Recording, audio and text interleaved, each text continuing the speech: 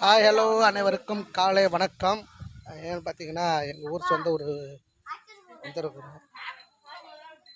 ஆமாம், குலதெய்வம் கோயிலுக்கு வந்திருக்கோம். பொங்கல் வைக்கிறதுக்காக வந்திருக்கிறோம். ஃபேமிலியோட வந்திருக்கிறோம்.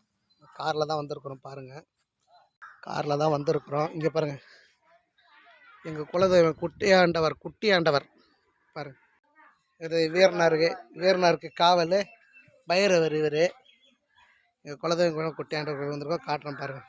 எல்லாம் ஃபேமிலியோட வந்திருக்கிறோம். எல்லாம் குடும்பத்தோட வந்துருக்கிட்டு இருக்கா. பொங்க வச்சுக்கிட்டு இருக்கீங்களா? குலதெய்வத்துக்கு படைக்கிறதுக்கு நல்லா வெள்ளத்தை நல்லா உடைங்க, வித்துவலா உடைங்க.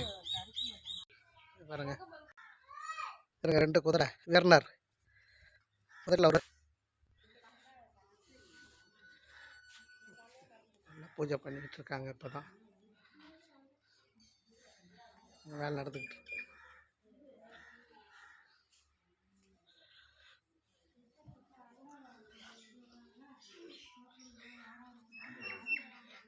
இது எடுக்கும் கேட்ட அப்புறம் காட்டும். குலதெய்வம் கோயில் தான், ஆனால் எல்லா சாமியுமே இருக்குங்க. குடும்பத்தோடு வந்து குலதெய்வம் கோயிலுக்கு பொங்க வச்சுட்டு போகிறது எவ்வளோ மகிழ்ச்சியாக இருக்குது, சந்தோஷமாக இருக்குது மனசுக்கு. எல்லா தெய்வத்தை கும்பிட்டாலும் நம்ம குலதெய்வத்தை கும்பிடும் போது நமக்கு மனசில் ஒரு சந்தோஷம் இருக்குது பார்த்தீங்களா? அது ரொம்ப தாங்க முடியாத சந்தோஷம். பாருங்க, பாரு சூப்பராக பொங்குது பாரு. சக்கரை பொங்கலா வெண் பொங்கலா? சக்கரை பொங்கல். சக்கரை பொங்கல் தான் படைப்பாங்கண்ணா. ஆமாம், அந்த பொங்கலும் செய்வாங்க. இது வந்து சக்கரை பொங்கல் படைக்கிறது. கோயில் எவ்வளோ சூப்பராக இருக்கும், அழகாக இருக்கு. எல்லாம் விவசாயம் பண்ணுற இடம் தான். அந்த இடம்லாம் பாருங்கள், ஆடு மாடெல்லாம் மேய்து பாருங்கள். எவ்வளோ கண்ணு கட்டின தூரத்தில் பாருங்கள். இருக்கு. ஃபஸ்ட்டு ஒரு விளக்கு ஏற்றிடுவோம். ஆமாம், அப்படியே ஒரு கோயிலுக்கு அப்படியே விளக்கு ஏற்றிட்டு போகலாம்.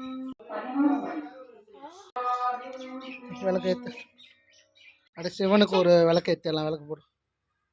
ஊர் பேர் வந்து ராதாநல்லூர், வருஷப்புத்து ராதாநல்லூர். எல்லாம் சார் நம்ம தெய்வம் தான். ஏற்று ஒரு விளக்கு போடு. வேறுனார் நம்மளை பாப்பாரு. அம்மா காவல் தெய்வம் பிஸ்கட்லாம் இருக்கு. அலங்காரம் பண்ணி ரெடியாக இருக்காரு.